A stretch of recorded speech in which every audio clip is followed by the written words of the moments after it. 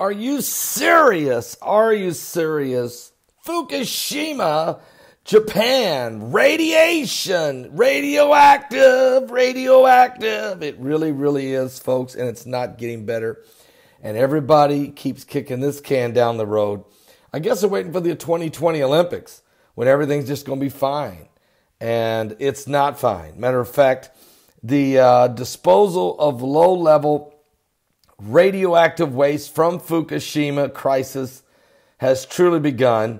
Decontamination crews begin the process of disposing the low-level radioactive waste from Fukushima disaster at the disposal sites, and it doesn't look good. They don't know what to do with it all. There's so much. It's incredible.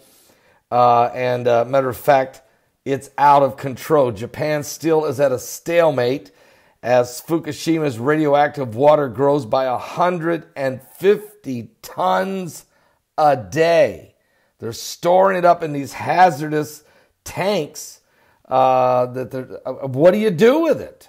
They don't know what to do, and now they want to just take it way into the Atlantic Ocean, and they want to Pacific Ocean, and they want to dump it there, as if that will help it go away. But it won't help it go away, folks. And the cancer rates in Fukushima, Japan, off the charts.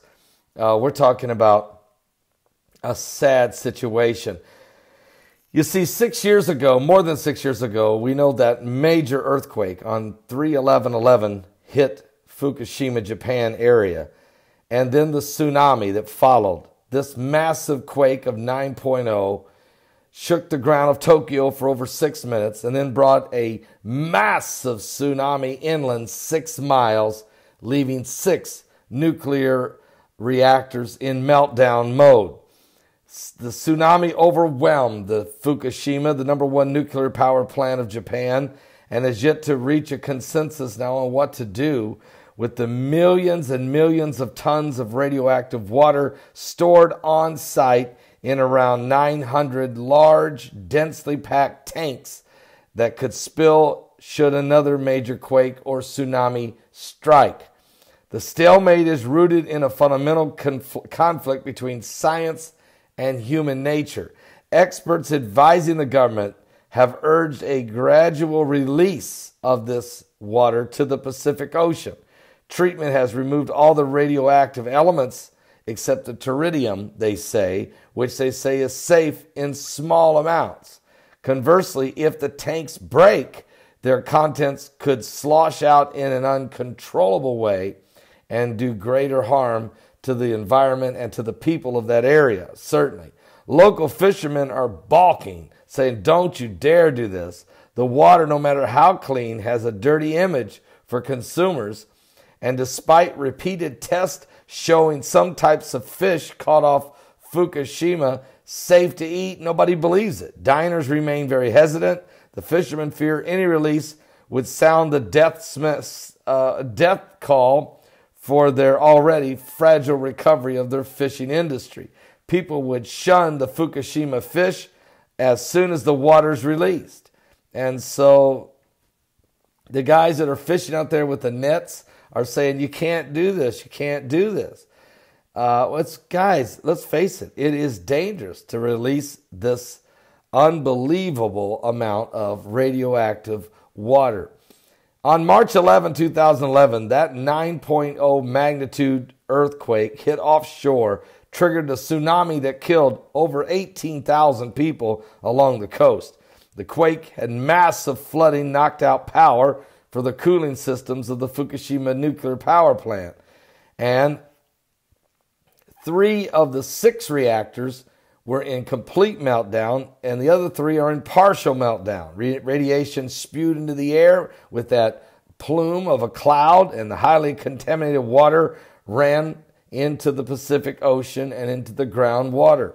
Today, only about half of the region's 1,000 fishermen even go out to fish, and just twice a week because of the reduced demand. They participate in a fish testing program. Lab technicians mince fish samples and pack them in a cup for inspection and record the details such as who caught the fish and where. They package the fish sold at the supermarkets carrying official safe stickers on them. But only 3 kinds of fish ever passed the test when the experiment first began in mid-2012. But over time, now they say the number of fish that can pass the test of low levels of radiation is now about 100 different types of fish. But folks, I'm just telling you, it's a mess. The amount of loss of life in the sea, it's like wormwood. It's like a biblical wormwood. And the cancer rates among children over 6,000 times higher than before the earthquake happened. Thyroid cancer off the charts.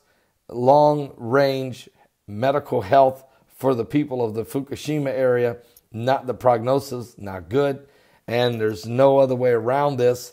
It's still in meltdown. We're still in meltdown. So we need to pray for the people of Japan and realize, folks, that we have a lot of these nuclear power plants setting on the ring of fire all over the world. And the worst of the earthquakes are yet to come according to biblical prophecy.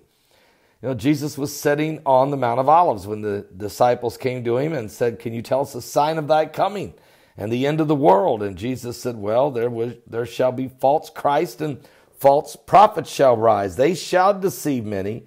Ye shall hear of wars and rumors of wars. See that you be not troubled. For all these things must come to pass. The end is not yet. For nation shall rise against nation and kingdom against kingdom. There will be famines, there will be pestilence, earthquakes in diverse places, and all of these the beginning of sorrows. And there will be great persecution that will come upon Christians, of course, in the last days. But as we watch the earthquakes and the results of the tsunamis and the nuclear meltdown, we're in a different world now. We're in the last days. Give your life to Jesus Christ. We're running out of time. Are you seriously? Something biblical is going on with the signs of the second coming of Christ. You want to be ready. He's on his way.